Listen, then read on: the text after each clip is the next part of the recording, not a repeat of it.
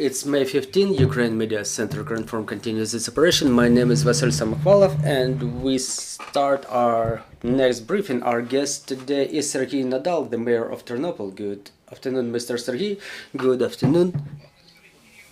Mr. Serhiy, just yesterday in the evening, the fire was put out, which erupted after the missile strike on your city. So what are the final consequences of this strike?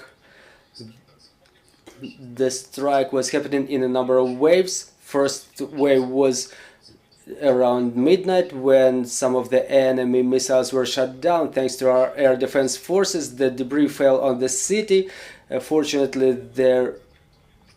the houses of the residents of Ternopil were not affected. The debris fell in the area of some industrial facilities.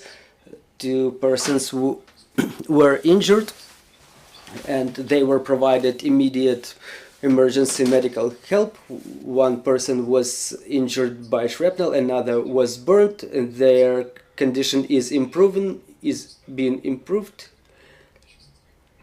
The debris fell in the industrial area, which resulted in the loss of the businesses.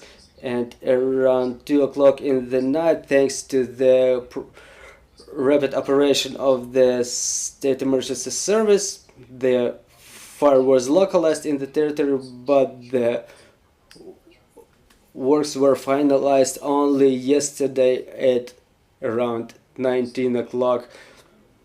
The next wave was around 5 in the morning. A couple of missiles hit the city. Part of them were shot down by the air defense forces, but some of them unfortunately reached their targets.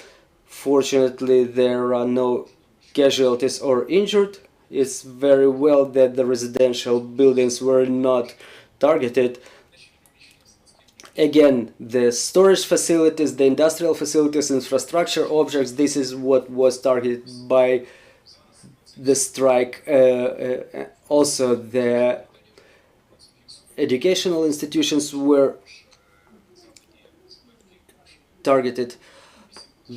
The committee of the State Emergency Service, it comprises experts to understand and to identify the level of losses and damages so we can claim reparations. The committee's work is underway for 2 days already. We have reports from the denizens of Ternopil about the damage of a residential building and the vehicles. We have about 60 reports about the damage of the commercial facilities. And also, not so far from Ternopil, there is a number of country houses destroyed. Well, some of them are not subject to repair after the missile strike. So if you can give us a little bit more details about the damage of the residential areas, the number of people who had to relocate, to evacuate.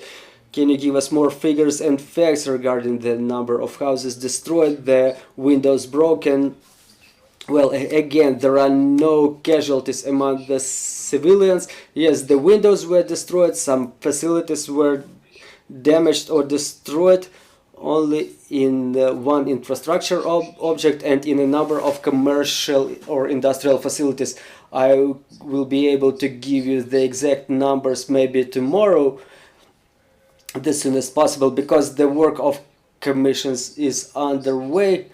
There are operational teams and the teams of experts which identify the losses and damage. I can only give you the example that in that facility where the debris fell, the losses are calculated only for those goods which were destroyed. It's in 10 millions of hryvnias.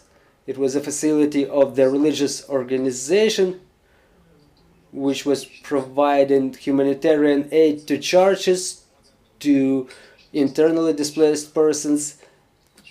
they had their facilities and storage facilities destroyed, where the hygienic products were kept, and food products as well. Thank you. The questions from the floor. Good afternoon, Olga Panasenko, Ukrinform. You've mentioned about the damaged education facility. Can the education process be continued there, or it will be organized in a different way? It's one of the facilities of Ternopil University. The works are organized for replacement of windows and doors. The building itself was intact, but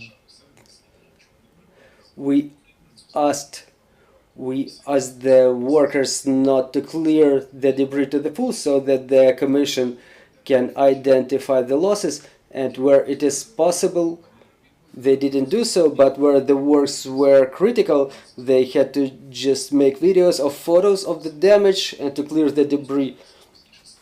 So all the works are about to start on Wednesday, and before that date we will clear the debris, and the study process will be resumed on Wednesday. So what is the mechanism for legal entities and individuals to document the losses, and what will be the resource that from which you will compensate the losses? Are you expecting any support from the central government, or you will do it at the cost of the local budget? We recommend currently all of those whose property was damaged to report to 102 phone number. Then the operational team documents the damage on spot. They draw up relevant paperwork. The commission identifies whether those properties are fit for further use or they should be disassembled, and after that the legal entities should procure the services of the experts which identify the losses. And for the time being, the government has the program to compensate for the destroyed property. For the time being, we only have one report about the destroyed property, and the rest are the reports from the legal entities. So the facilities which are in communal property, as they are the critical infrastructure facilities, their renovation will be financed first in, and the rest will be compensated as the compensation will be enforced from the terrorist state.